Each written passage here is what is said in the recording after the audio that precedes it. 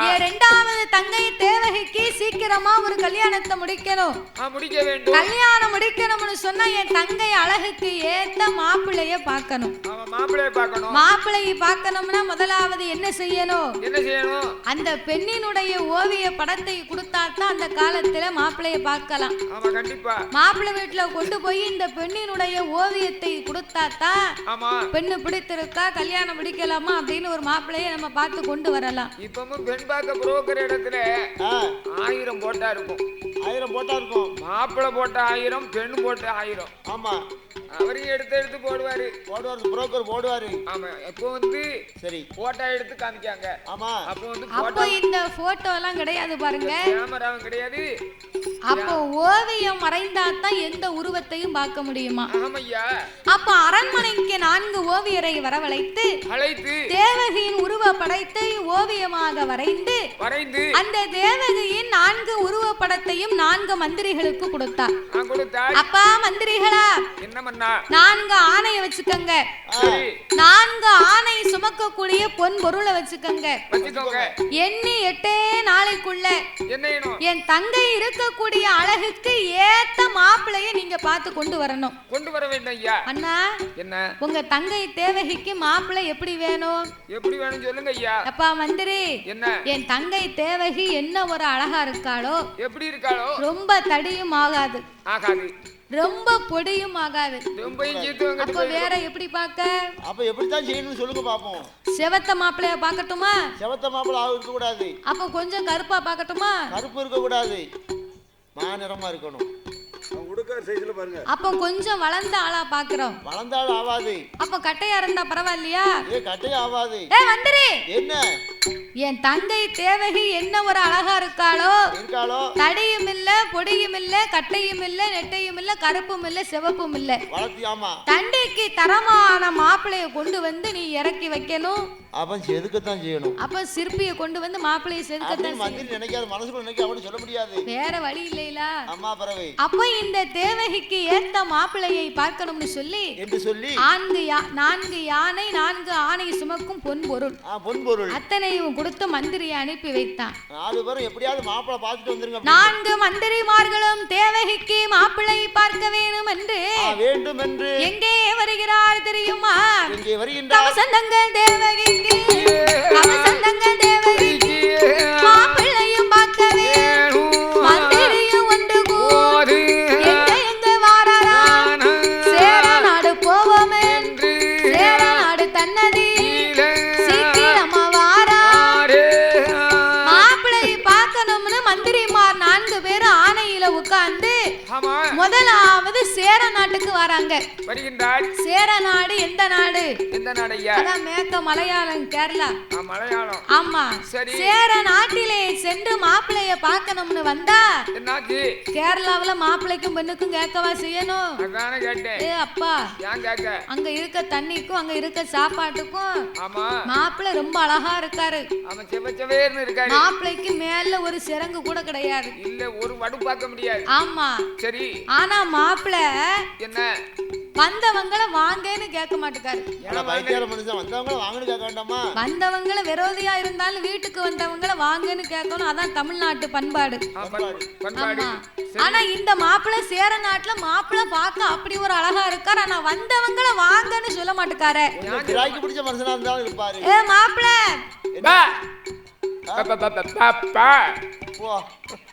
இவன் கோழி மேய்க்கத்தான் ஆவான் போலுக்கு. சாப்பிட்டியா நீ? மாப்பிள்ள கல்யாணம் முடிச்சாச்சா? இது மாடு மேய்ப்பாரு போலுக்கு. இந்த மாப்பிள்ளை நமக்கு ஆகாது. இந்த ஊம முடிவான கொண்டு போனா கம்சராச்சு நம்ம நாக்கு அறுத்து மாப்பிள்ளைக்கு ஒட்ட வச்சிருவான். நீ மாடு மேயி, அங்க போயிட்டு வரோம். இந்த மாப்பிள்ளை வேண்டாம் அப்படின்னு சேர நாடை விட்டு அடுத்த நாட்டுக்கு போவோம்னு சொல்லி 4 நல்ல மந்திரி, 4 நல்ல மந்திரி கமசந்தங்க தேவகி மாப்பிள்ளையும் பார்ப்பதே சேர நாடு தன்னை விட்டு சோழ நாடு வாராரே, சோழ நாடு வந்திறங்கி மாப்பிள்ளை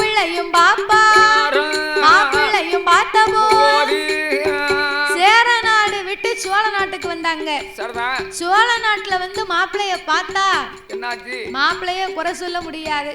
ஆமா, நல்ல கட்டு முட்டுமா ஆளு பாக்கிறதுக்கு ரொம்ப அழகா இருக்காரு. இருக்காரு. ஆனா என்ன மாப்பிள்ள அங்கேயும் என்னய்யா பக்கத்துல வாங்கன்னு சொன்னா எந்திரிச்சு வரவே மாட்டுக்காரு. எந்திரிச்சு வர மாட்டேங்காரா? ஏன் மாப்பிளைக்கு என்ன ஆச்சு? மாப்பிள்ள நீங்க இங்க வாங்க, என்னால வர முடியாது, நான் வரமாட்டேன்.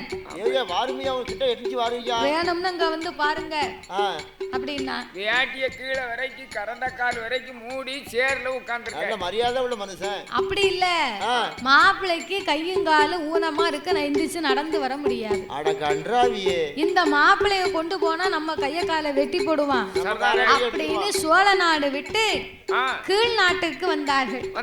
கீழ் நாட்டுக்கு வந்தா மாப்பிள்ளை கண்ணை முழிச்சுக்கிட்டே இருக்காரு. அவரு என்னன்னு கேட்க மாட்டுக்காரு. அப்படியா? கண்ணு முழிச்சுக்கிட்டே இருக்கும், முழி கண்ணும் குருடு. ஐயோ, இந்த குருடனை கொண்டு போனோம்னு சொன்னா அவன் நம்ம கண்ணை பிடுங்கிடுவான் அப்படின்னு நேரா பாண்டிய நாட்டுக்கு வந்தாங்க. பாண்டிய நாடு யாருடைய நாடு? அதான் நம்ம நாடு. பாண்டிய நாட்டுக்கு வந்து பார்த்தா என்னாச்சு? கருப்பெல்லாம் கட்டி வைரம், வெள்ளை எல்லாம் வெறும் சொல்ல. தென்னாட்டுல வந்து மாப்பிளைய பார்த்தா மாப்பிள்ள அங்கேயும் ரொம்ப அழகா இருக்காரு, முகமெல்லாம் ரொம்ப லட்சணமா இருக்கு.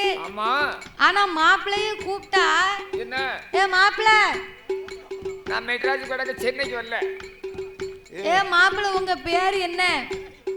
அதாவது ஒரே ஒரு பசுமாடு தானிக்கு நான் விலை கொடுக்கல. இப்போ சாப்பிட்டியாடா? வீட்டுக்கு போறேன். நீ எங்கனையும் போ, சாப்பிட்டியான்னு கேட்டா வீட்டுக்கு போறேங்க. ஆமா, காலையில செவிட்டு முடியுமா? உனக்கு கல்யாணம் ஆயிருக்கா?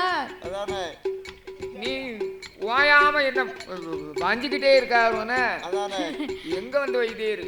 அதாவது குருடங்கூட இருந்து வாழ்ந்தாலும் செவிடங்கூட இருந்து வாழ முடியாதான்.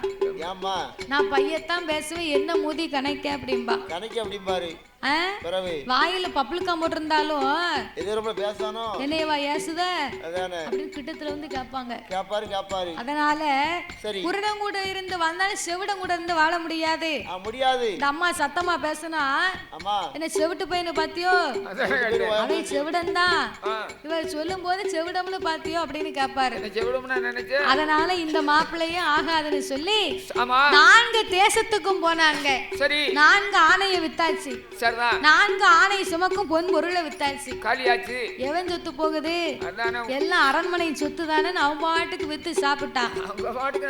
மாப்பிள்ளையும் கிடைக்கவில்லை என்று அங்கே மந்திரியும் ஓடிவார், மந்திரியும் ஓடிவார். மாப்பிள்ளையும் கிடைக்கலை, மந்திரியும் சொன்ன போது காத்தானே கமுசராஜன் வாருமையா மந்திரியே, வாருமையா மந்திரியே, வார்த்தை ஒன்று சொல்ல கேளோ, மந்திரி வார்த்தை ஒன்று சொல்ல கேளோ.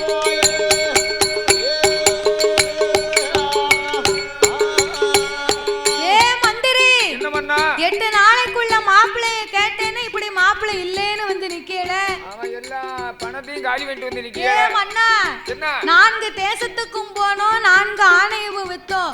ஆமா, மாப்பிள்ளை உங்க தங்கை அழகுக்கு ஏத்த மாப்பிள்ளை இந்த உலகத்துல இல்ல, உங்க தங்கச்சிக்கு தகுந்த மாப்பிள்ளை கிடைக்கல அப்படின்னு சொன்ன உடனே சரி அப்பந்தான் கமுசராஜன் கவலைப்பட்டான். ஆஹா, என் மூத்த தங்கைக்கு தான் ஒரு கல்யாணம் முடிக்க முடியல, இவளுக்காவது ஒரு கல்யாணம் பண்ணணும்னு ஆசைப்பட்டனே, கல்யாணம் ஆகுமா ஆகாதா? ஆகாதா. ஏ மன்னா, என்ன உங்க தங்கை தேவகிக்கு திருமணம் நடக்குமா நடக்காதான்னு நாங்க சொல்ல முடியாது.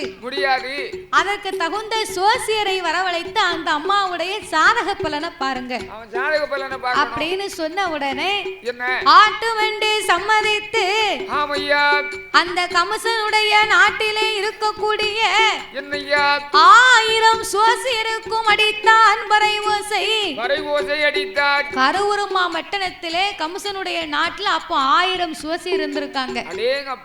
1000 ஜோதிடருக்கும் வரை ஓசை அடிக்க அரண்மனைக்கு வந்தவங்க அத்தனை பேர்களும் சோசியர் வரும்போது 999 சோசியர் அரண்மனைக்கு வந்தாச்சு. வரும்போது எல்லா வேதியரும் சேர்ந்து பேசிக்கிட்டே வராங்க. என்ன பேசுறாங்க? தேவகிக்கு மாப்பிள்ளை இல்லேன்னு சொல்லிடுவோம், ஒரு போல சொல்லணும். மாறி மாறி பேசினா நம்மள சும்மா விட மாட்டான் அப்படின்னு பேசி வச்ச மாதிரி வந்தாங்க. ஏ ஆனந்த ஐயரே, ஓ உங்க வாயை உளப்பிடுறாரோ அப்படி இப்படின்னு மாத்தி சொல்லக்கூடாது, இல்லன்னு சொல்லிடணும் அப்படின்னு வந்தவங்க அத்தனை பேரும் ஒண்ணு போல இல்லைன்னு சொல்லி வீட்டுக்கு போயிட்டான். சரிதானே? அப்ப 999 பேருமே மாப்பிள்ளை இல்லைன்னு சொல்லிட்டாங்க. 1000வது சுவாசியன் எங்க அவனை கூட்டிக்கிட்டு வா அப்படின்னா அவர் ஒரு ஆளை கூட்டு வா. 1000வது சுவாசியர் அவர் யாரு தெரியுமா? யாரையா? அவர்தான் காசி பாப்பான் கல்யாணியாச்சி. காசி நல்ல பாப்பா, காசி நல்ல பாப்பா கல்யாணி ஆச்சி. அவர்கள் 2 பேர்கள் அன்றைய நம்மதி 60 திருக்கல்யாணம் நடக்குது. கல்யாணம் நடக்கும் போது 1000வது சுவாசியர் காசி பாப்பா கல்யாணி ஆச்சி. அன்னைக்கு பார்த்தா அவ 2 பேருக்கும் 60ஆம் கல்யாணம் நடக்கு. ஐயரு ஆச்சிக்கு 2 முடிச்சுதான் போட்டாரு. அதுக்குள்ள மந்திரி கொண்டு வந்து மடியிலே ஓலையை போட்டார். ஓ சாமி, என்ன ஓலையை புடியும்? மந்திரி கொடுத்த ஓலையை வாசித்து பார்க்க, மந்திரி கொடுத்த ஓலையை பார்க்கும் போது, என்னய்யா நீர் சீக்கிரமா சொன்ன நேரத்துக்குள்ள வரலன்னா உங்க தலையை அறுக்கப்படும்னு போட்டிருக்கான். அந்த ஓலையை தான் பார்த்தாரு, மாலையா வடிக்காரு. அடியே கல்யாணி, நான் எனக்கு இப்பமே அரண்மனையை விட்டு போக வேணும். என்னன்னா எனக்கு மரண ஓலை வந்திருக்கம்மா. என்னன்னா நீங்க இப்படி சொல்றீர்கள்? ஏன்னா நேக்கு 2 முடிச்சு போட்டேளே, 3வது முடிச்சு நேக்கு யாருன்னா போடுவா? தம்பி போடுவான். தம்பி கிருஷ்ணய்யர் போடுவாரு. அப்பந்தானே குடும்பம் நல்லா இருக்கும். நேக்கு 2 முடிச்சு போட்டிலே 3வது முடிச்சு நேக்கு யாருன்னா போடுவா? யார் போடுவா? அடியே கல்யாணி, ஐயரே ஆத்துல போறாரா, ஆச்சி என் குடும்பி போகுதுன்னு வருத்தப்பட்டாராம். அதானே கேட்டேன். எனக்கே மரண ஓலை வந்திருக்கம்னு சொல்லுதனடி, நீ 3வது முடிச்சா கேட்க. அதானே என்ன 8 நாளைக்குள்ளே நான் திரும்பி வந்து 3வது முடித்து போடுகிறேன் அம்மா.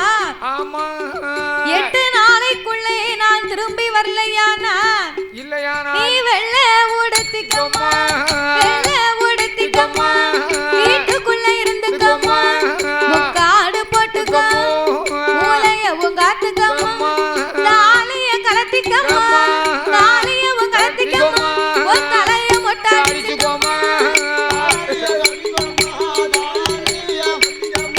உன் தலைய மொட்டை அடிச்சுக்கம்மா.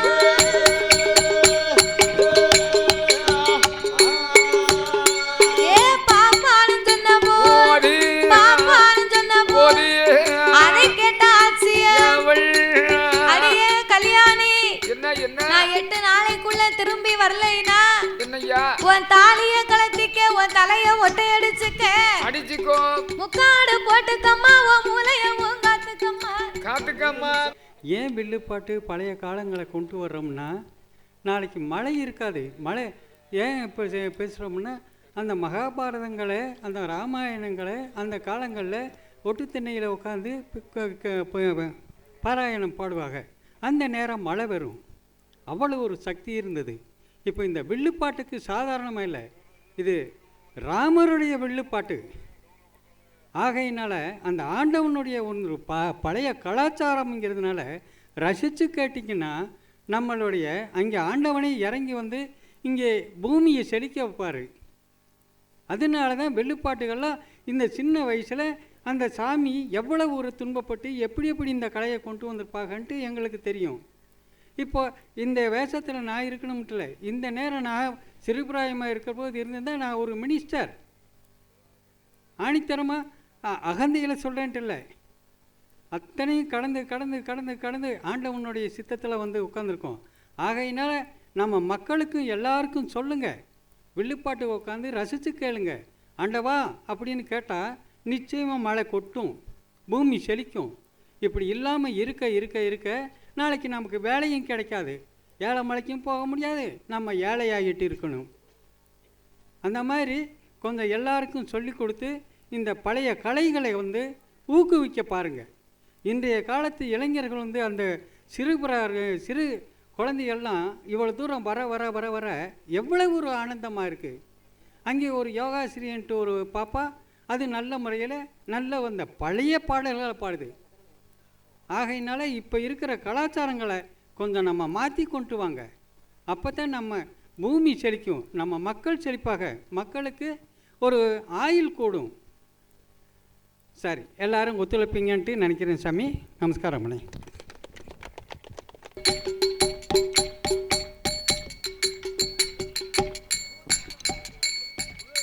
அதாவது இப்ப சாமி சொன்னது மாதிரி வில்லுப்பாட்டுங்கிறது வந்து அதை வந்து அமைதியா இருந்து கவனமா கேட்க கேட்க அதனுடைய அர்த்தங்கள் புரியும்.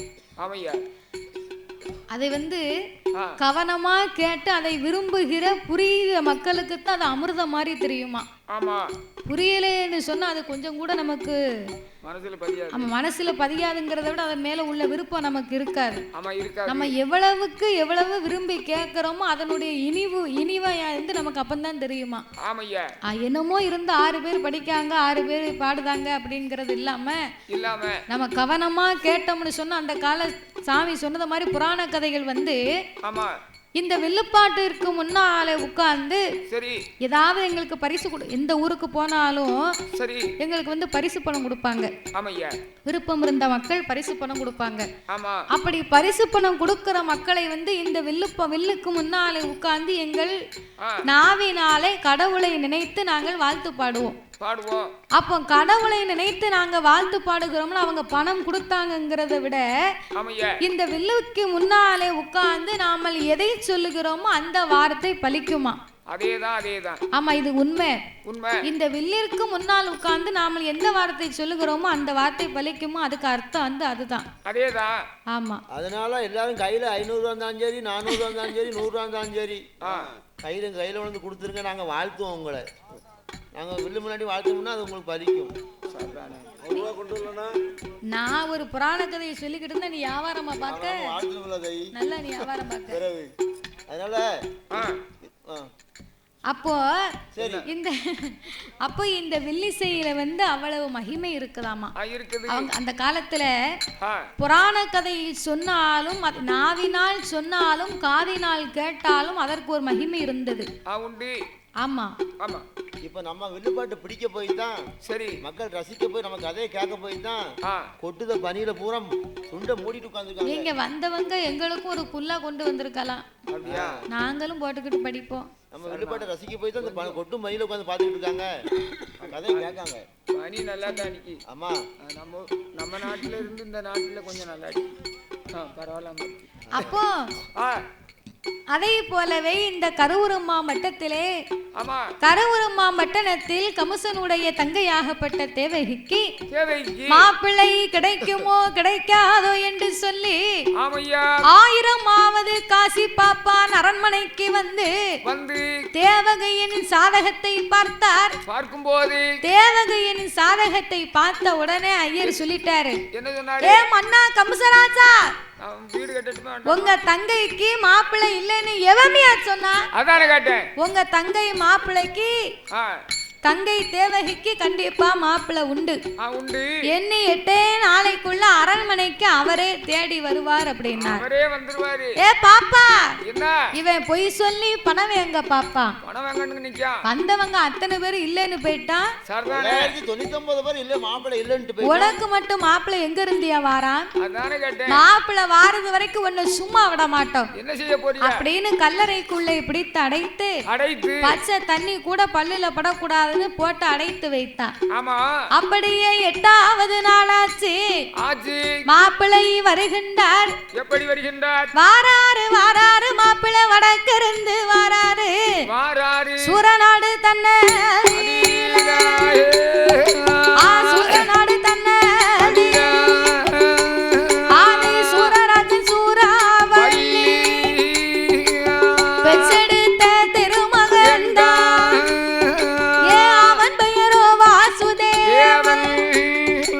வாசுதேவன் என்பவன் தான் சூரவள்ளி பெண்கொடிக்கு சூரநாட்டிலே சூரராஜனுக்கும் சூரவள்ளி பெண்கொடியாளுக்கும் தவம் இருந்து பெற்றெடுத்த திருமகன் அவன் பெயர்தான் வாசுதேவன். வாசுதேவன் என்னைக்கு அவங்க அம்மா வயத்திலே சனித்தாரோ 6 மாதத்திலே அவங்க அப்பா இறந்து போயிட்டார். பிறந்து 6 மாதம் ஆச்சு, அம்மா இறந்து போயிட்டார். எடுத்து வளர்த்த சின்ன பாட்டி 6 வயசுல அந்த அம்மா பள்ளிக்கூடம் சேர்க்கணும்னு ஆசைப்பட்டா. அந்த அம்மாவும் போய் சேர்ந்துட்டா. வாசுதேவன் கடற்கரைக்கு வந்தான்.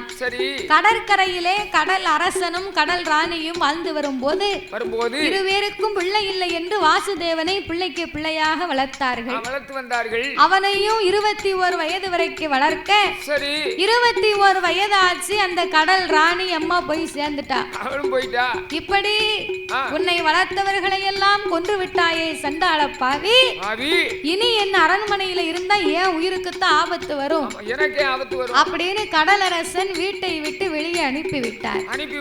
வாசுதேவன் கடற்கரையிலே வந்து எனக்கு அக்கம் இல்லை பக்கம் இல்லை, ஆதரிக்க ஒருவர் இல்லை, தாயும் இல்லை தகப்பன் இல்லை, என்னை தற்காக்க ஒருவர் இல்லை, இனி இந்த உலகத்திலே நான் இருக்க மாட்டேன் என்று உரையில் இருந்த வாளை உருவி கடற்கரையிலே ஊன்றி தன் உயிரை அதிலே மாய்க்க போறேன்னு நிக்கிறான்.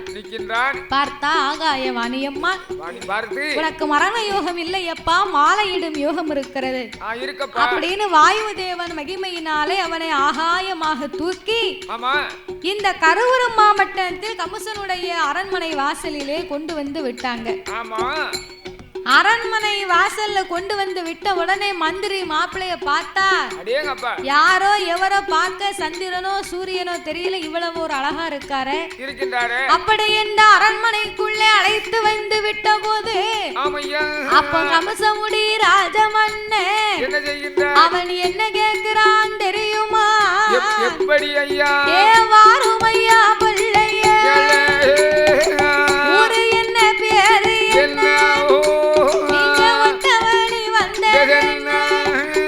உங்க நாடு என்ன நகரம் என்ன, நீங்க நடந்து வந்த விவரம் என்ன, உமக்கு எந்த ஊரு எந்த தேசம், நீங்க எங்கிருந்து எங்கு வாரு, உள்ளதைத்தான் உள்ளபடி உள்ளதைத்தான் உள்ளபடி நீங்க ஒளியாம சொல்ல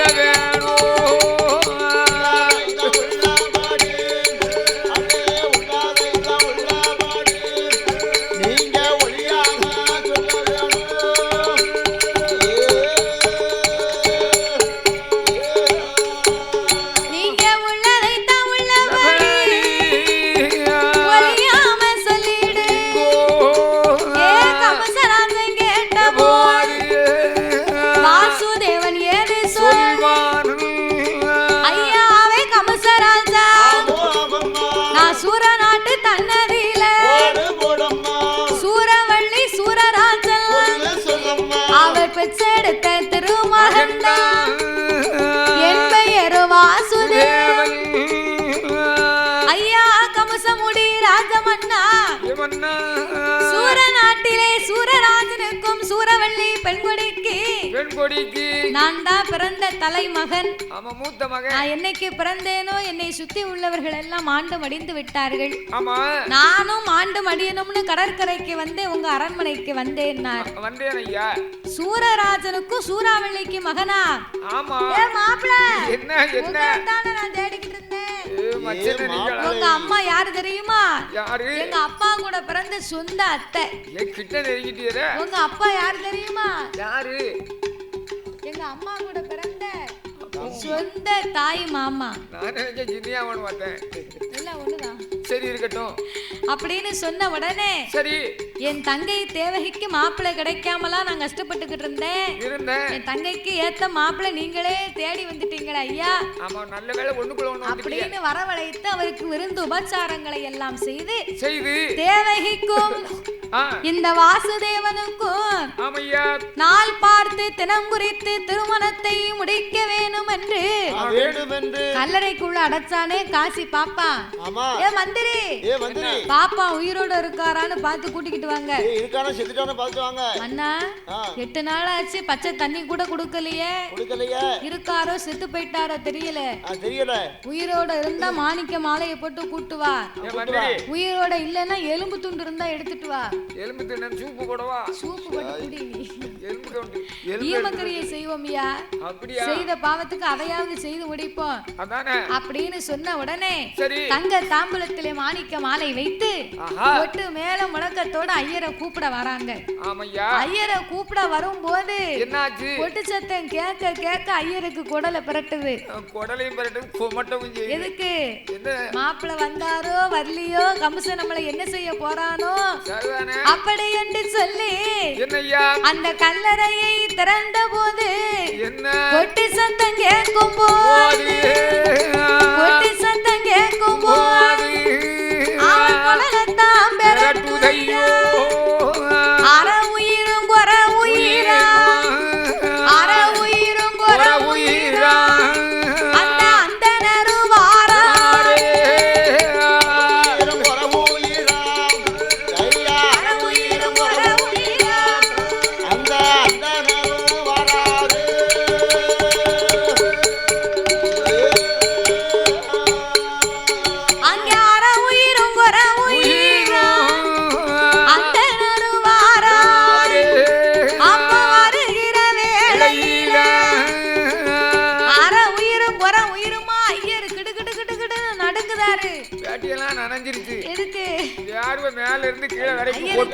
மனசுக்குள்ள பயம்.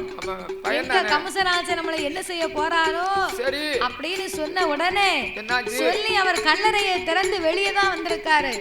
மந்திரி மாணிக்க மாலையை தூக்கி கழுத்துல போட்டாரு. அப்ப ஐயர் நினைக்காரு, பெரிய பெரிய சிவ ஆலயத்திலே செங்குடாய பலி கொடுத்து சாமியை கும்பிடுவாங்க.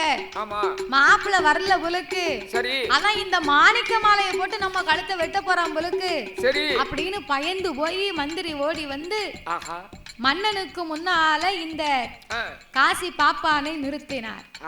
ஏ மன்னா கம்சராஜா, என்ன மாப்பிள்ள வந்துட்டாரா ஐயா? அதைய பத்தியா நீர் கவலைப்படுத்தீங்க? பாப்பா என்ன மாப்பிள்ள தான் நேரத்தே வந்துட்டாரு, நீர் வருத்தப்படாதரோ? நல்ல வேளை இப்பதான் உயிர் கைக்கு வந்திருக்கு. அப்ப நான் வீட்டுக்கு போறேன். வீட்டுக்கா? வீட்டுக்கு எதுக்கு போறீரு? அதானே கேட்டேன். எனக்கும் என் மனைவிக்கும் அன்னைக்கு பார்க்க 60ஆம் கல்யாணம் நடந்துச்சு. நான் 2 முடிச்சு போட்டேன், 3வது முடிச்சு இன்னும் போடல. அதனால நான் போகலைன்னா என் மனைவி தாலியை கலத்திக்கிடுவா, தலையை மொட்டை அடிச்சுக்கிடுவா, வெள்ளை உடுத்திக்கிடுவா, அவ வீட்டுக்குள்ள இருந்துக்கிடுவா, முக்காடு போட்டுடுவா, அவ மூலையில இருந்துடுவா. நான் உயிரோடு இருக்கோம்னு வீட்டுக்கு போனாத்தான் அவன் நல்லா இருப்பா. ஐயா நான் போயிட்டு வரேன். அந்த முடிச்ச மத்தரம் போட்டு வந்து என்ன 20க்கு 20 ஏங்கிக்கிட்டு இருக்கு, உமக்கு 60க்கு 60 கேக்கு. என்னய்யா இப்படி சொல்றீங்க? பேசாம இங்க உட்காரும், நாள் பார்த்து தினம் குறிச்சு கல்யாணத்தை முடிச்சிட்டு வீட்டுக்கு போறோம். வீட்டுக்கு போறோம். யாருக்கு வெளிமதி நீ உயிரோட இருக்கேன்னு உங்க மனைவிக்கு நான் ஆள் அனுப்பி விடுதேன் அப்படின்னு சொன்ன உடனே சரி வாசுதேவனுக்கும் தேவகிக்கும் திருமணம் என்று சொல்லி நான் பார்த்து தினம் குறித்து நல்ல நாளை எதிர்பார்த்து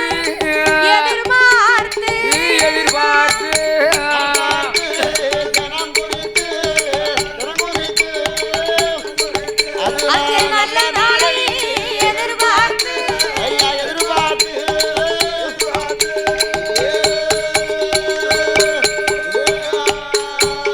அங்கே நாள் பார்த்து தினம் குறித்து ஏன் நல்ல நாளை எதிர்பார்த்து குறித்ததொரு முகூர்த்தத்தில் அந்த கொட்டகை அலங்கரித்து பந்தலது போடுவார்.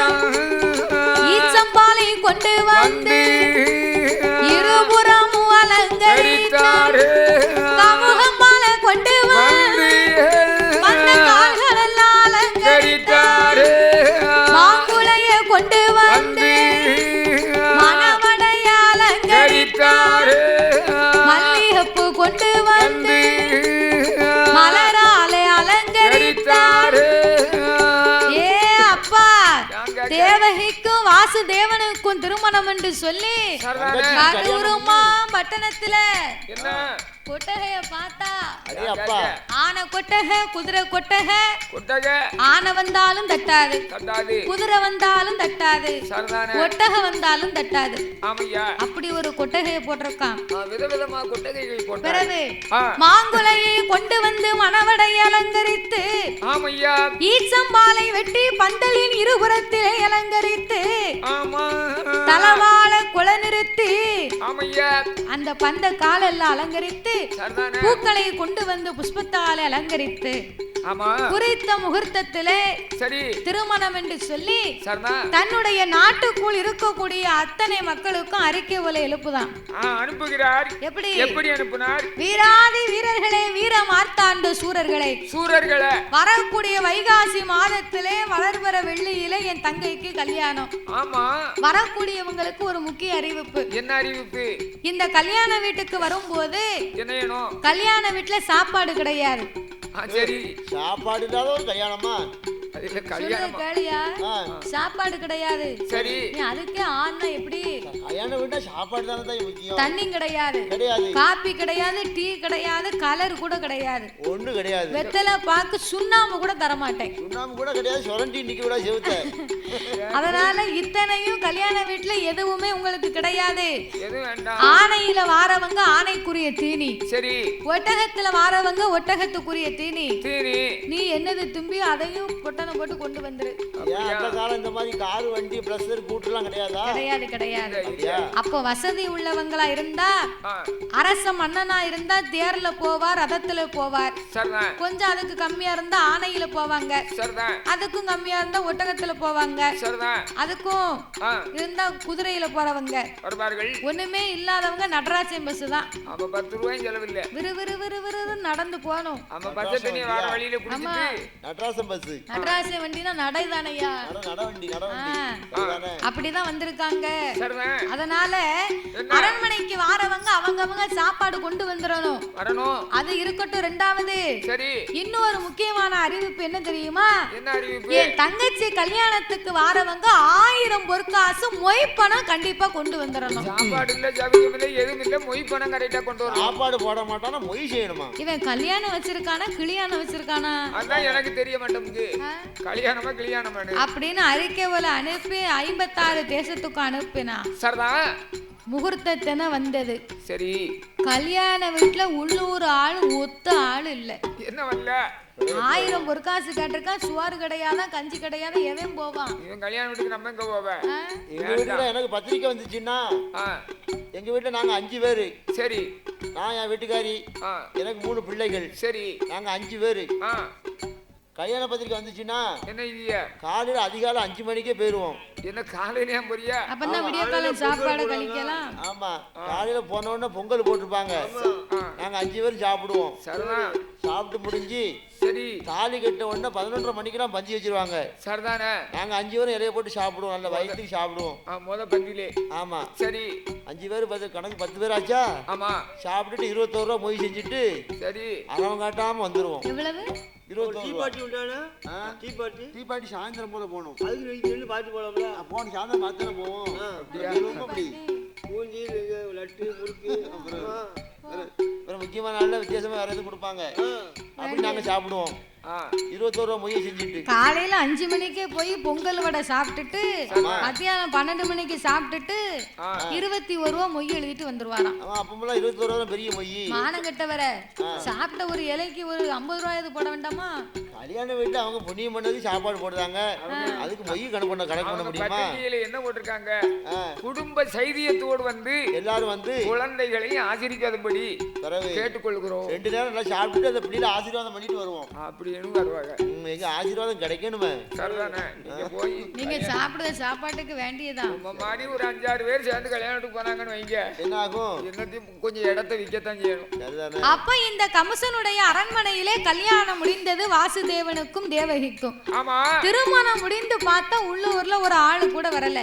வரல. அப்ப கம்சன் நினைக்கா, எப்படி இவங்க வந்தாலும் பரவாயில்ல வரலனாலும் பரவாயில்ல, சரி வரக்கூடிய 1000 பொற்காசு மொய் பணம்லாம் வம்பா போச்சு அப்படின்னு சொல்லி மாப்பிள்ளையும் பெண்ணையும் அலங்கரித்த ஆணையில உட்கார வச்சான். ஆஹா, பந்தி போஜனம் முன்னால பட்டண பிரதேசம் முன்னாலன்னு சொல்லுவார்கள்.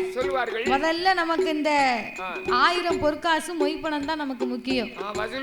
அப்படி என்று சொல்லி ஆனையிலே உட்கார்ந்து பவனி சுற்றி வரும்போது வரக்கூடிய வழியிலே தேவகி ஒரு கனியை கண்டார். அதுதான் அதிசய கனி. ஒரே மரத்திலே ஒரே பூ பூத்து ஒரே பிஞ்சியாகி ஒரே காயாகி ஒரே கனியாக கனிந்த பழம். அதான் மாங்கனி பசியா பழம். ஆமா சரி. அந்த பசியா பழத்திற்காக மரத்துக்கு அடியிலே துருவாசக முனி என்று ஒருவர் தவம் இருந்து வருகிறார். தவம் முடிந்து கங்கைக்கு சென்று நீராடுவோம் என்று புறப்பட்டு போனார். அவர் போன நேரம் தேவகி அந்த கனியை கண்டார். அண்ணா இப்பேறுபட்ட அதிசய கனி எனக்கு இப்பொழுதே வேணும்னா உடனே வேணும்னா தங்கைக்கு இல்லாத கனி தாரணையில் யாவருக்கும் உண்டோ என்ற அம்பாள் எய்து அதை அரண்மனைக்கு கொண்டு வந்தார். தேவகிக்கு 8 பங்காக வெட்டி கொடுத்தார். தேவகி 7 பங்கு சாப்பிட்டு முடிச்சார். 8வது பங்கு மிச்சம் இருக்கின்றது. துருவாசக முனி வந்து மரத்தை பார்த்தார், கனியை காங்கவில்லை. தன்னுடைய ஞான திருஷ்டியினால் பார்க்கும்போது 7 பங்கை சாப்பிட்டு முடித்தார் தேவகி. அப்போ கோபம் கொண்டு துருவாசக முனியாகப்பட்டவர் என்ன செய்கின்றார்? அடே கம்சராஜா, நான் தவம் இருந்த பசியா பழத்தை உன் தங்கைக்கு 8 பங்காகவா வெட்டி கொடுத்தாய்? புடி சாபத்தை. 7 பங்கை சாப்பிட்டதற்கு 7 பெண் குழந்தை பிறக்கும். 8வது பங்கிற்கு ஆண் குழந்தை மாலை சுத்தி பிறந்து மாமன் தலையை அறுப்பான் போனார். 8வது மைந்தன் மாலை சுத்தி பிறந்து மாமன் தலை அறுப்பாம்னு அசரீர் வாக்கு கேட்ட உடனே உரையிலிருந்து வாழ உருவி வாசுகிய தேவகி வெட்ட போறம் நிக்க இந்த கம்சை. அப்ப மந்திரி சொன்னார், எப்படி மன்னா கம்சராசா, மனக்கோலத்தில் பிணக்கோலத்தை காண்க கூடாது. அந்த குலப்பாவை நம்மள கூப்பிட்டு கொடுக்கும். அதெல்லாம் நமக்கு தேவையா? நம்ம அரண்மனையில எத்தனை கல்லறை இருக்கின்றது, அதுக்குள்ள 2 பேரையும் வேற வேற கல்லறையில பிரிச்சு ஆட்டு வண்டி சம்மதித்து அப்படியே ஆட்டு வந்து வாசுகி தேவனை தேவகிய வாசுதேவர் வெவ்வேறு கல்லறை 2 பேர் அடைத்து வைத்த வேளையில் 2 பேரையும் ஒவ்வொரு கல்லறையில அடைச்சு தேவகிக்கு ஒரு தாய் கிழவியை காவலாக வைத்தா இந்த கம்சராஜன். தேவகியை காவலாக வைக்கணும்னு சொல்லி தாய் கிழவிக்கு ஒரு 100 வயசு இருக்கும் பாத்துக்கோ. 100 வயசு இருக்கும். ஆமா. அந்த தாய் கிழவிக்கு உட்கார்ந்து வெத்தலை இடித்து வாயில போடுவதற்கு ஒரு கட்டு வெத்தலை, சுப்பி சுண்ணாம்பு, ஏழ்பானம் போயில, அது போக 100 கிராம் களிப்பாக்கு இத்தனையும் கொடுத்து கையில 41 கல்ல பிறக்கி கொடுத்தான். 41 கல்லு எரியதுக்கா? எதுக்கு? இல்ல கல்ல கொடுத்தாரு. 41 கல்லு ஏன் கொடுத்தான்னா, 41 நாள் வரைக்கும் 2 பேருக்கும் பச்சை தண்ணி கூட கொடுக்க கூடாது. அவன் 41ஆம் நாளையில செத்துட்டாங்கிற செய்தியை மட்டும் என்கிட்ட சொல்லு. கிழவியை ஏன் வச்சாங்க தெரியுமா? நல்ல ஒன்ன மாதிரி கொழுப்புள்ள ஆளா இருந்தா நல்லா சாப்பிடும், நைட்டு படுத்து உறங்கிடுவான். இவ தாய் கிழவினா கொழுப்பு இல்லாத தாய் கிழவி. தோலுக்கு எலும்புக்கும் தொந்தம் இல்லாம முள்ளி பிடிக்க சதை இல்லாம உடம்புல ரத்த ஓட்டமே இருக்காது. ஆமா, கிழவி வயசாயிட்டா தூக்கம் வராது. மேலெல்லாம் சுள்ளு சுள்ளு சுள்ளுன்னு காந்து கிழவி உறங்கவே மாட்டா. வெத்தலையை போட்டு டொக்கு டொக்குன்னு இடிச்சுக்கிட்டு அதை போட்டுக்கிட்டே உட்கார்ந்துருப்பா. அதுக்கு தான் கிழவியை கொண்டு வந்து காவல் வச்சா, தூங்காம இருப்பா. அப்ப இந்த தாய் கிழவிய காவல் வைக்க தேவகி கல்லறைக்குள்ள இருந்து கொண்டிருக்கும் போது அவள் மனதிலே மனக்கவலை அடைந்து ஆகாய வாணியை எண்ணி அழுது புலம்புகின்றார். எப்படி ஐயா? ஏ ஆகாயவாணியம்மா, ஆகாயவாணியம்மா, உன்னை போல பெண்ணல்ல, பெண்ணுக்கு மனமிறங்கி பிழை மோசம் செய்யவே மாலையிட்ட தோசம் உண்டு, மன்னன் முகம் பார்க்கவில்லை, காலையிட்ட தோசம் உண்டு, கணவன் முகம் பார்க்கவில்லை, பூ முடித்த தோசம் உண்டு, பூ முடித்த தோசம் உண்டு, பூமான் முகம் பார்க்கவில்லை, பூமான்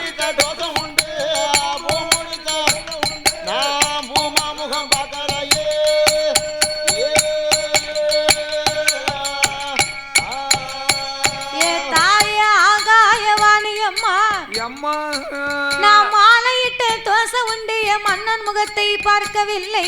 இல்லையே. நான் பூ முடித்த தோசமுண்டு என் பூமான் முகத்தை பார்க்கவில்லை. இல்லையே. கைபிடித்த தோசமுண்டு என் கணவன் முகத்தை பார்க்கவில்லை. அம்மா நீயே எனக்கு ஒரு உபகாரம் செய்ய வேண்டும் என்று அழுது புலம்பும் ஆகாய வாணியம்மா பெண்ணுக்கு மனம் இறங்கி வாசுதேவன் கல்லறைக்கும் தேவகி கல்லறைக்கும் ஒரு சுரங்க பாதை அமைத்தாள்.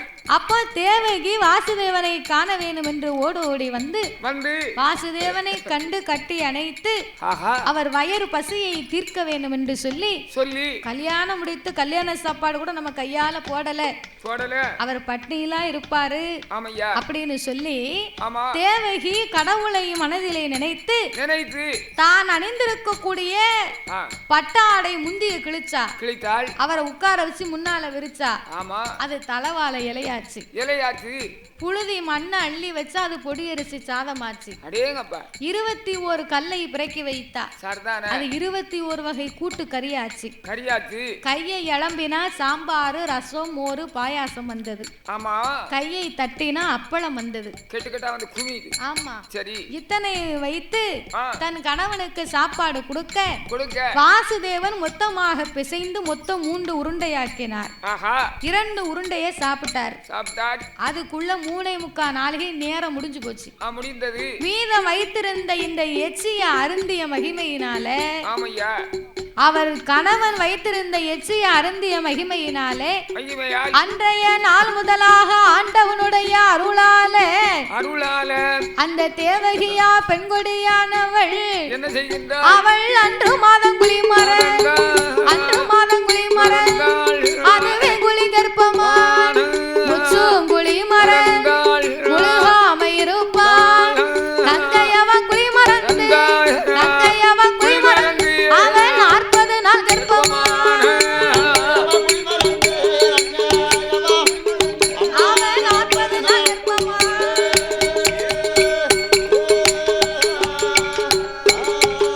அவன் முச்சும் குளிமறந்து முழுகாமை இருப்பான் அவள் நங்கையானவள் குளிமறந்து 40 நாள் கர்ப்பமாக இருக்கிறார். 41 நாளாச்சு. கிழவி கையில இருந்த கல்லு காலியா போச்சு. ஏன்னா ஒவ்வொரு நாளும் போகும்போது ஒவ்வொரு கல்லை எடுத்து அடுத்த அறையில போட்டுருவா. 41 கல்லு முடிஞ்சு போச்சு. பேமவா இனிதான்னு பாப்போம் அப்படின்னு கல்லறையை திறந்து தேவகிய பார்த்தா தேவகி கைய தலைக்கு வச்சு படுத்திருந்தா. உயிரோட இருக்காளா செத்து போயிட்டாளா அப்படின்னு கைப்பிடித்து பார்த்தா கிழவி கற்பம் என்று தெரிந்து கொண்டா. ஏ சண்டாளப்பாவி என்னடி மோசம் நடந்தது என்கிட்ட உண்மையை சொல்லுன்னா தேவகியானவ கிழவி இந்த மாதிரி விவரம் அப்படியா இப்படித்தான் நடந்துச்சு. இப்படி மோசம் பண்ணுவாங்க. 10 மாசம் ஆகி நான் பிள்ளைய பெத்து எடுத்து என் நாட்டுக்கு போகும்போது சரி கிழவி உன்னை பிள்ளை எடுக்க நான் கூட்டு போறேன். உனக்கு வேண்டிய சாப்பாடு சம்பாத்தியத்தை உனக்கு தாரேன் அப்படின்னு சொன்ன உடனே கிழவி சம்மதிச்சாளா? கிழவி நான் பொண்ணுக்கு பொண்ணு புறம் பேசுவனாட்டி உன்னை பத்தி நான் பேசவே மாட்டேன்னா அவட்ட சொல்லி முடிச்சு நேர கம்சங்கிட்ட வந்துட்டான். இன்னைக்கும் 4 பொம்பளைய உட்கார்ந்து பேசிக்கிட்டு இருக்கான்னு வையி. காட்டுக்கு வேலைக்கு போயிட்டு சாயங்காலம் என்ன ஒரு 5 மணிக்கு 6 மணிக்கு வருவா. தெரு முக்குல கடையில உட்கார்ந்துருப்பா. பெட்டிக்கடை பக்கத்துல 4 கிழவிங்க உட்கார்ந்துகிட்டு இவன் 4 பேரும் பேசிக்கிட்டு இருப்பா. யார பேசுவா? தெருவுல உள்ளவளை பத்தி பேசிக்கிட்டு இருப்பா. என்ன பேசுவா? கிட்னம்மா சும்மா இருக்கால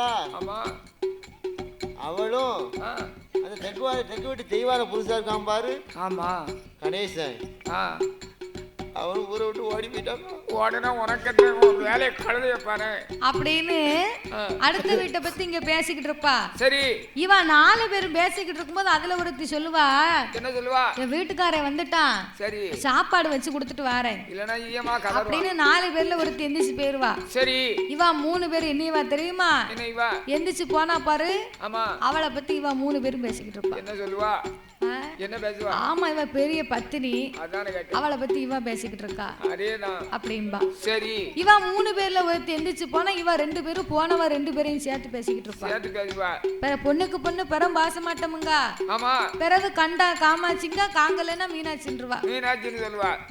ஒருத்தி எஞ்சி போனா அவளை பத்தி சொல்லுவா. இதே சுவாலி தம்பத்துக்கோ. அப்பா இவ புருஷன் இவ வாய் தாங்க முடியாத இவளை விட்டு ஓடி ஒரே கோழு குண்டாமிட்டி. அப்போ அத மாதிரி சரி, அத மாதிரி பல மாதிரி பேச அத மாதிரி இந்த கிழவி நேர கம்சங்கிட்ட போய் நடந்த உண்மையை சொன்னா. ஏய் தாய் கிழவி, என்ன தேவகியை வர சொல்லு, நான் கொன்று போட போறேன்னா. அடே அப்பா கம்சராஜா, என்ன கிழவி, நாம இப்பொழுதே எதுவும் செய்ய வேண்டாம். 10வது மாசத்துல பிள்ளை பிறக்கும். கொப்புல் கொடி அறுக்காம உன்கிட்ட கொண்டு வந்து கொடுப்பேன். அந்த பிள்ளைய வளர்த்தாலும் கொன்னாலும் உன் பொறுப்புடா, இப்ப எதுவுமே செய்யாத அப்படின்னா. ஆட்டு வெண்டு சம்மதித்து இதுல கோட்டை விட்டுறாத. விடல விடல. அப்படியே ஆட்டு வெண்டு அவன் ஒன்று நல்ல மாதமாச்சு, 2 நல்ல மாதமாச்சு, அவன் இளமுடம்பு சூலானா, அவன் 5 நல்ல மாதமாச்சு, அரவயிரும் பூரணமா, அவன் 7 நல்ல மாதமாச்சு,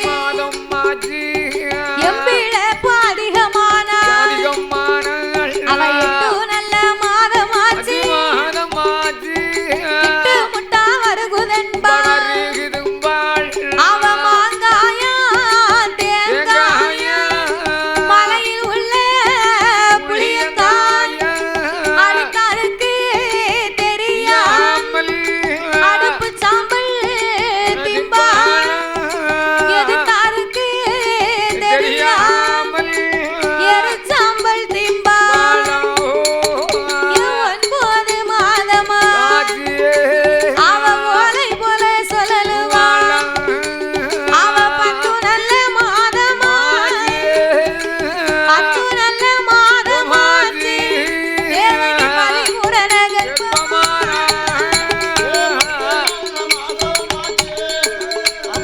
10 நல்ல மாதமாச்சு,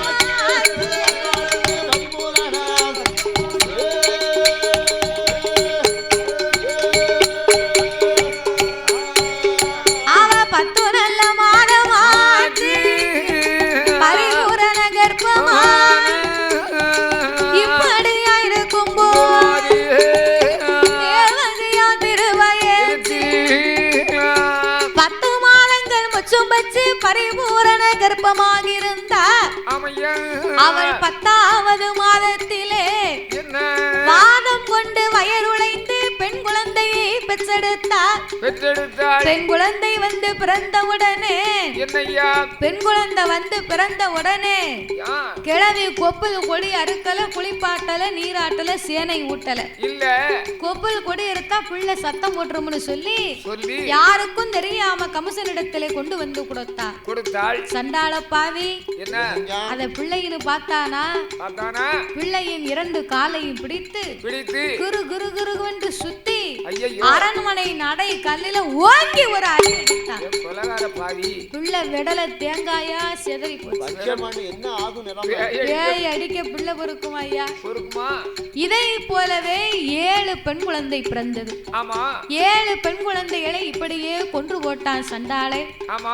7 பெண் குழந்தையின் உயிராகப்பட்டது திருப்பாறு கடலிலே என்பெருமானுக்கு முன்னால் வந்து நின்று 7 உயிரும் கண்ணபுரானுக்கு முன்னால மன்றாடி நிக்கி அங்க இங்கு அலை பாயுது. அங்க இங்கு அலை பாய்ச்ச உடனே கண்ணை பார்த்தார். 7 உயிரையும் இப்படி கொன்று போட்டானே சண்டாள பாவி, இவனை நாமல் சும்மா விட கூடாது என்று சொல்லி அந்த கமுசனை வதை முடிக்க வேண்டும் என்று தேவகி திருவ திருவயசில் கண்ணனே 8வது மைந்தனாக பிறக்க வேண்டும் என்று நாமளே தேவகி வயத்திலே 8வது மைந்தனாக பிறக்கணும்னு சொன்னா நம்ம தங்கை பார்வதி நமக்கு உபகாரம் செய்வதற்கு வேணும் அப்படின்னு சொல்லி தங்கையாகப்பட்ட பார்வதியை வரவழைத்தார். அம்மா பார்வதி, நான் கருவுருமா பட்டணத்தை ஆளும் கமசனை வதை முடிக்கணுமானா நான் தேவகி திருவயசில் 8வது மைந்தனாக பிறப்பேன். எனக்கு பதிலாக துஷ்ட நிக்கிறதை நிஷ்ட பரிகாரம் செய்யும் பொருட்டு நீ எங்கே பிறக்க வேண்டும் தெரியுமா? எம்மா நாட்டிலையும் நல்ல நாடு, நாட்டிலையும் நல்ல நாடு, ஆதிநாவலர்கள் புகழும் நாடு, ஆயர்வாடி பட்டணத்தில், ஆயர்வாடி பட்டணத்தில் பார்வதி அவதாரம் செய்ய வேண்டும்.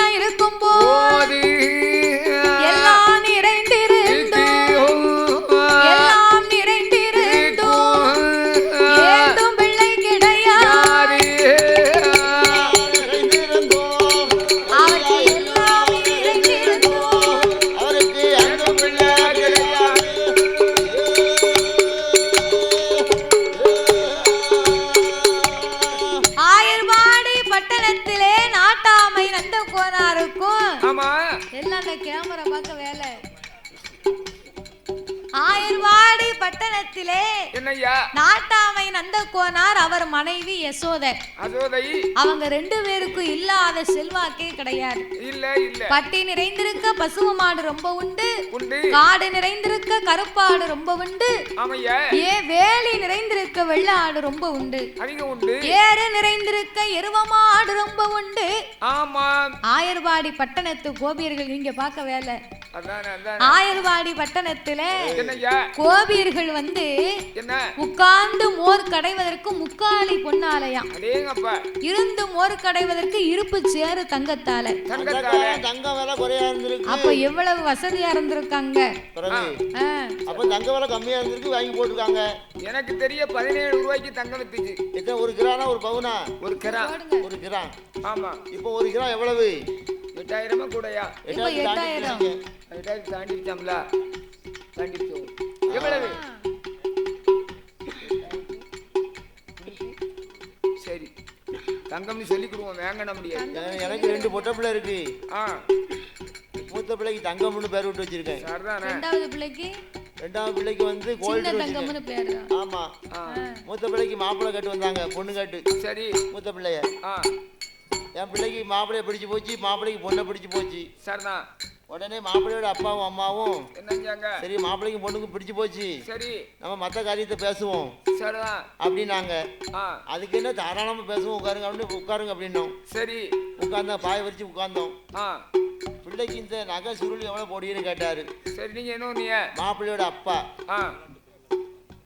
நான் சொன்னேன் 43 கிலோ போடும் அப்படின்னு. 43 கிலோவா? ஆமா. சரி, 43 கிலோ தங்கம்னா அவர் மகளுக்கு தங்கம்னு பேர் வச்சிருக்காரு. அவ 43 கிலோ இருக்கா. ஆமா. அதுக்கு மேல என்ன பெரிய தங்கம் வேணும்? ஏன் பொட்ட பிள்ளையே தங்கம் தானே, தங்கம்னு வேற பேர் விட்டு வச்சிருக்கேன். சரி சரி வாங்க. வர சொல்லுங்க. இப்படி ஆயர்வாடி பட்டணத்திலே சரி நாட்டாமை நந்த கோனாருக்கும் யசோதை பெண்குடியாளுக்கும் பிள்ளை இல்லாமலே கவலை கொண்டிருப்பதனால பார்வதி நீயே அவர்களுக்கு பெண் குழந்தையாக பிறக்க வேண்டும். என்னை கொண்டு வந்து அங்கே போட சொல்லி உன்னை கொண்டு வந்து இங்கே போட சொன்னா கமசராஜன் பெண் குழந்தை நீ பிறந்திருக்கிறே என்று உன்னை விட்டு விடுவான். ஆயர்வாடி பட்டணத்திலே கண்ணனாக இருந்து நானே கமசனை வதை முடிப்பேன் என்று சொல்ல ஆட்டுமென்று சம்மதித்து அந்த தேவகி திருவயச்சிலே யசோதை திருவயச்சிலே கண்ணபுரா எப்படி அவதாரம் செய்ய போறார் தெரியுமா? நாராயணன் பிறக்க போறார், அவர் நாட்டு துயர் தீர்க்க போறார், என் கண்ணே வந்து பிறக்க போறார்,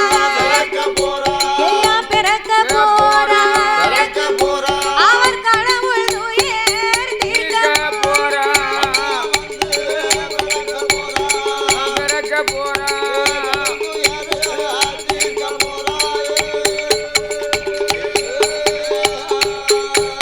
அங்கே அச்சுதனார் பிறக்க போறார், அரணார் துயர் தீர்க்க போறார், அங்கே தேவகிக்கு கண்ணன் வருமா, யசோதைக்கு சக்தி வருமா. தேவகி திருவயச்சிலே கண்ணபுரான் அவதாரம் செய்த போது ஆயர்வாடி வட்டணத்தில் யசோதை திருவயச்சில் சக்தியும் கருவாக சனித்தார்.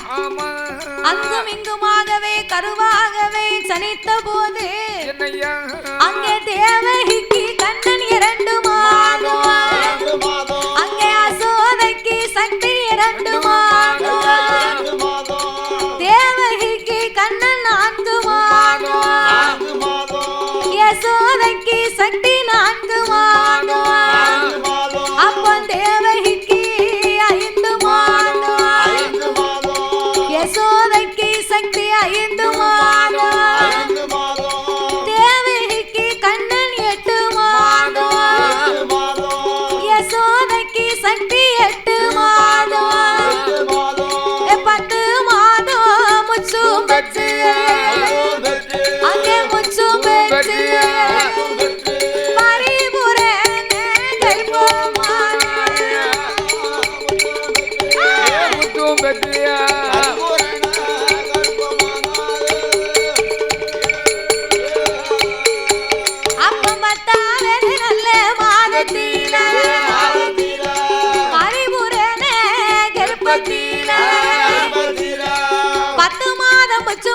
பரிபூரண கர்ப்பமாக இருக்கும் போது அந்த தேவகி திருவயச்சிலே கண்ணன் 10 மாதம், ஆயர்வாடி வட்டணத்தில் யசோதை திருவயச்சில் சக்தியும் 10 மாதம். அப்ப அன்னைக்கு இரவு இன்னைக்கு இரவு கண்ணை பிறக்கணும்.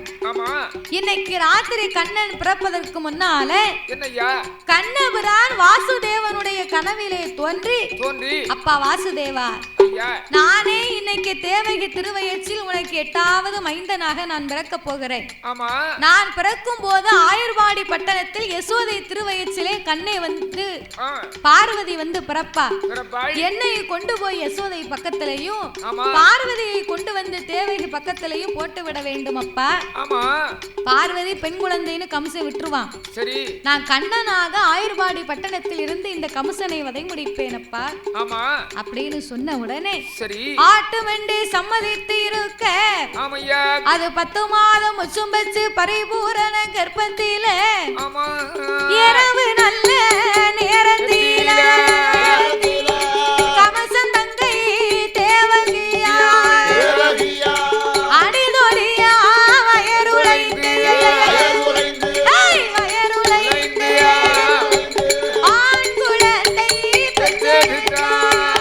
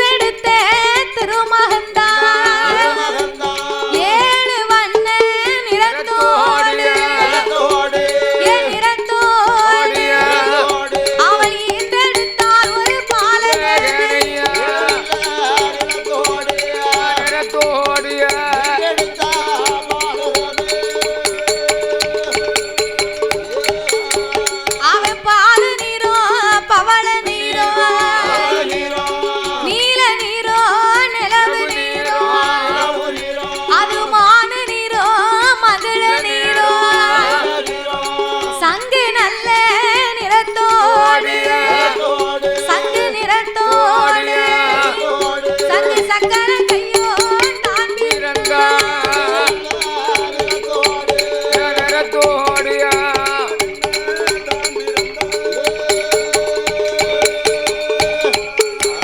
அப்ப சங்கு நல்ல நிறத்தோடு சங்கு சக்கர கையோன் வந்து தான் பிறந்தான் கண்ணே வந்து பிறந்த போது தேவகி திருவயச்சிலே 7 வண்ண நிறத்தோடு என் பெருமான் வந்து அவதாரம் செய்த போது இவர் பிறந்த நேரத்தில் யசோதை திருவயச்சில் பார்வதியும் பிறக்க கண்ணனை யாருக்கும் தெரியாமல் பேழை பெட்டியில வைத்துக் கொண்டு யமுனை ஆசாம் நதி கரையை கடந்து கண்ணபுரானை யசோதை பக்கத்திலே போட்டு அவ குழந்தை பெத்த மயக்கத்திலே இருக்க கண்ணனுடைய அருளாலே கண்ணனை யசோதை பக்கத்தில் போட்டு பார்வதியை கொண்டு வந்து தேவகி பக்கத்திலே போட்டாங்க. இரவு நேரத்தில் இது யாருக்கும் தெரியல. அப்ப இப்படி இருந்த உடனே என் பெருமானாகிய கோபால கண்ணன் தேவகி திருவயச்சிலே வந்து பிறக்கவில்லை என்று பார்வதி தான் பிறந்திருக்கிறாள் என்று கம்சராஜன் தெரிந்து 8வது ஆம்பளை பிள்ளை பிறக்கும்னு சொன்னாங்க. பொட்ட பிள்ளை பிறந்திருக்கு. அப்ப இந்த பிள்ளை நம்மளை எதுவும் செய்யாதா? இருந்தாலும் இதை விட்டு வைக்க கூடாது. இதனையே நாமல் கொன்று போட வேணும் என்று சொல்லி அந்த கம்சராஜன் என்ன செய்தான் தெரியுமா? என்ன செய்கின்றார்? பார்வதி காலை பிடித்து ஆகாயத்திலே வீசி ஒரே வாளை நீட்டி அந்த பிள்ளைய கொல்லணும்னு நீட்டுதான். அப்ப ஒரே வாளை நீட்டி கொல்லணும்னு நீட்டும் போது சக்தியை கொல்ல முடியுமா? மார்பிலே ஓங்கி ஒரு எத்து எத்தினான். கம்சா, உன்னை வதை முடிக்க எங்க அன்னை ஆயுர்வாடி பட்டணத்திலே வளர்ந்து வருகிறார். நான் மறுபடியும் கன்னியாக அவதாரம் செய்ததனால கன்னியா குமரியிலே கன்னி பகவதியாக நான் அமர்ந்திருப்பேன். அங்க வந்து என்ன பாருங்க அப்படின்னு அன்னைக்கு போய் உட்கார்ந்தாவதான் கன்னி பகவதி அம்மா. அப்படி அந்த எம்பெருமான் கோபால கண்ணன் ஆயுர்வாடி பட்டணத்தில் நாட்டாமை நந்த கோனாருக்கு யசோதைக்கு மகனாகவே வந்து பிறந்தார் என்று சொல்லி அங்கே கூடி வந்த பெண்கள் எல்லாம்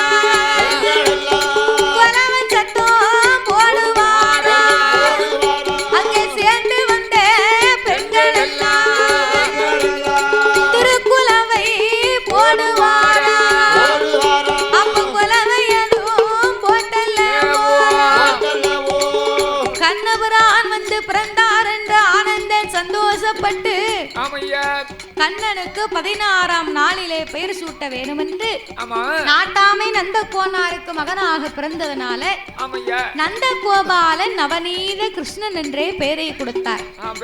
நந்த கோபாலன் நவநீத கிருஷ்ணன் என்று பெயர் நாமத்தை சூட்ட கண்ணபுரானை கொல்லுவதற்காக கம்சராஜன் பூதகியை அனுப்பி வைத்தார். பூதகியை அனுப்பி வைக்க கண்ணபுரான் பூதகியவும் கொன்று விட்டார். சகடாசுரன் அனுப்பினார், அவரையும் கொன்று விட்டார். கலைஞன் என்ற நாகத்தை அனுப்பினார், அவரையும் கொன்று விட்டார். இனி நம்ம இப்படியே இருந்து கொண்டிருந்தா கம்சராஜன் நம்மளை சும்மா விட மாட்டான். கம்சராஜனை கொன்றே தீர வேண்டும் என்று கண்ணபுரான் ஆயுர்வாடி பட்டணத்திலே பல லீலைகளை செய்து வைத்தார். பல லீலைகளை செய்து கண்ணபுரான் ஆயுர்வாடி பட்டணத்திலே செய்யாத சேட்டையே கிடையாது. வெண்ணெய்களை களவாடி தின்பது, உரியிலிருந்து வெண்ணெயை தின்றுவிட்டு உரியை உடைத்து போடுவது, பெண்கள் குளிக்க போனா அவங்க ஆடையை கொண்டு வன்னி மரத்திலே வைத்துக் கொள்வது, இப்படி வீட்டுக்கு வீடு ஒரே சேட்டை. அப்ப கண்ணன் இப்படி சேட்டையை செய்யும் போது யசோதை ஒரு நாள் கண்ணபுரான் மண்ணை எள்ளி திங்கும் போது மண்ணை திங்குறாயா என்று கையை ஓங்கினாள். கண்ணன் ஆணு வாயை திறந்தார். கண்ணன் வாயுக்குள்ளே எம்பெருமான் சயனமாய் இருப்பதை கண்டு அவர் வாயிற்குள்ளே ஒரு அகில உலகத்தை கண்டு மயங்கி கீழே விழுந்தாள். மறுபடி எந்திரித்தவா கண்ணன் தான் நமக்கு மகனாக பிறந்திருக்கிறார் என்று கையெடுத்து வணங்கி தாங்கள் அவதரித்த விவரம் என்னவென்று கேட்டபோது கம்சனை வதை முடிக்க நான் எடுத்தேன் இந்த கண்ணன் அவதாரம்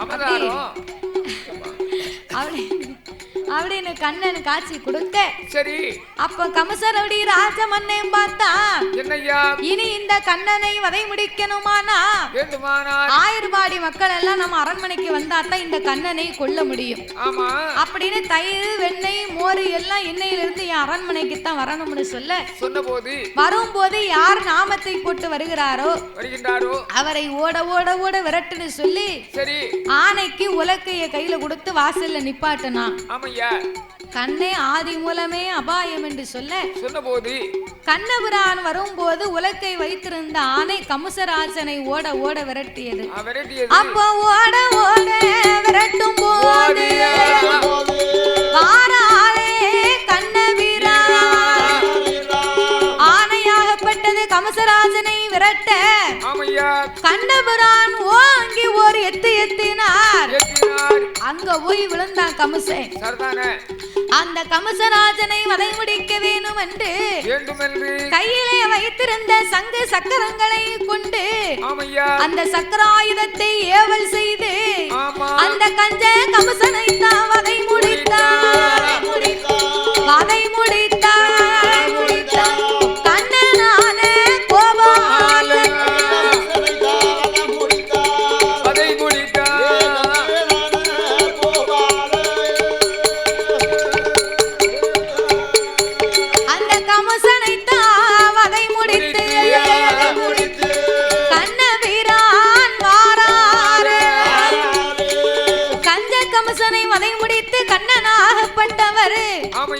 தேவகிக்கும் வாசுதேவனுக்கும் அந்த கரூரமா பட்டணத்தை பட்டம் சூட்டி வைத்து ஆயிரபாடி பட்டணத்து மக்களுக்கு என்னை வளர்த்த உங்களுக்கு நான் மகன்தான், என்னை வளர்த்த உங்கள் குடும்பத்தை வாழையடி வாழையாக வாழ வைத்து உங்க ஆடு மாடுகளை பெருக செய்வேன் என்று கண்ணபுரானாகப்பட்டவர் ஆயிரபாடி பட்டணத்திலே அவதாரம் செய்து திருப்பாறு கடலிலே வைகுண்டபதியிலே பாமா ருக்மணி சமேதராகவே போய் அமர்ந்தார்.